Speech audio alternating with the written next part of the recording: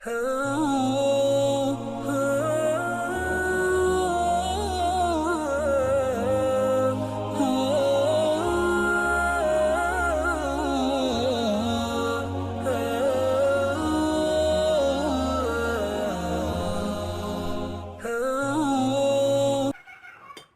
عیسیٰ علیہ الصلاۃ والسلام کا مشن کیا ہوگا؟ حضرت عیسیٰ علیہ الصلاۃ والسلام کن کاموں کے لیے تشریف لائیں گے؟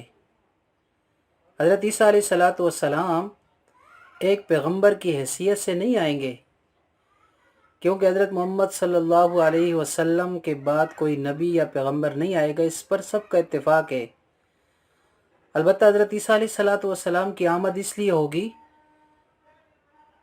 عیسیٰ ابن مریم محض میری امت کے ایک منصف حکمران ہوں گے۔ وہ صلیب کو توڑ دیں گے اور خنزیر کو قتل کر دیں گے اور جزیہ ختم کر دیں گے۔ یہ ابن ماجہ کی روایت ہے۔ منصف حکمران سے معلوم ہوا کہ حضرت عیسیٰ علیہ الصلاۃ والسلام کا مشن اسلام کی حکمرانی کو پوری دنیا پر قائم کرنا ہوگا۔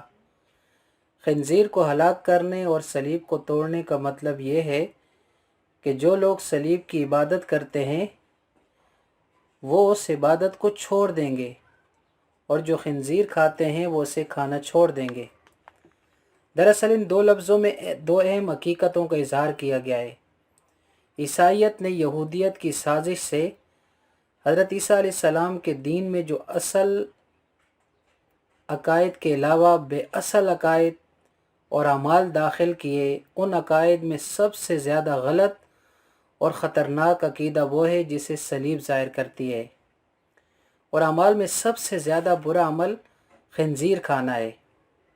حضرت عیسیٰ علیہ الصلاۃ والسلام موجودہ تحریف شدہ عیسائیت کی تنسیخ اور دنیا سے اس کا خاتمہ کرنے کے لیے علامتی طور پر صلیب کو توڑ دیں گے اور خنزیر کھانے پر پابندی عائد کر دیں گے، جو اس بات کی علامت ہوگی کہ دنیا میں اب حکمرانی صرف اور صرف اسلامی احکام کی ہوگی۔ آپ کے ہاتھوں اس محل کی تکمیل جناب رسول اللہ صلی اللہ علیہ وسلم کا ایک اور معجزہ اور آپ کی صداقت کی ایک اور دلیل ہوگی کہ خود عیسائیت آج کل کی مغربی دنیا کے مقدس پیغمبر آ کر اسلام کی حقانیت کو نہ صرف ثابت کریں گے بلکہ اسے عملاً نافذ بھی کریں گے۔ اللہ تعالیٰ نے اہل حق کو کی خوشخبری اور باطل پرستی کے کلا کما کرنے کے لیے یہ چیز مقدر کر دی ہے، اور یہ کام ضرور ہو کر رہے گا۔ اس حدیث کا ایک اور اہم پہلو یہ ہے کہ اس میں کہا گیا کہ حضرت عیسیٰ علیہ الصلاۃ والسلام آ کر جزیہ یعنی ٹیکس کو ختم کر دیں گے۔ اگر آپ دنیا پر ایک نظر ڈالیں تو ہر ملک نے اپنی رعایا پر ٹیکس عائد کر رکھا ہے، چاہے وہ مسلم ملک ہو یا غیر مسلم۔ حقیقت یہ ہے کہ مسلمان ممالک کو مغرب IMF اور ورلڈ بینک کے ذریعے مجبور کرتا ہے کہ یہ ٹیکس نافذ کرے، اور آج کے حالات آپ لوگوں کے سامنے ہیں کہ ہمارے ساتھ کیا ہو رہا ہے، کیونکہ یہ ایک عالمی حکومت کا حصہ ہے اور الجساسہ کا ایک طریقہ ہے جس کے ذریعے ہر فرد کی جاسوسی یعنی اس کے کوائف سے آگاہی ممکن ہے۔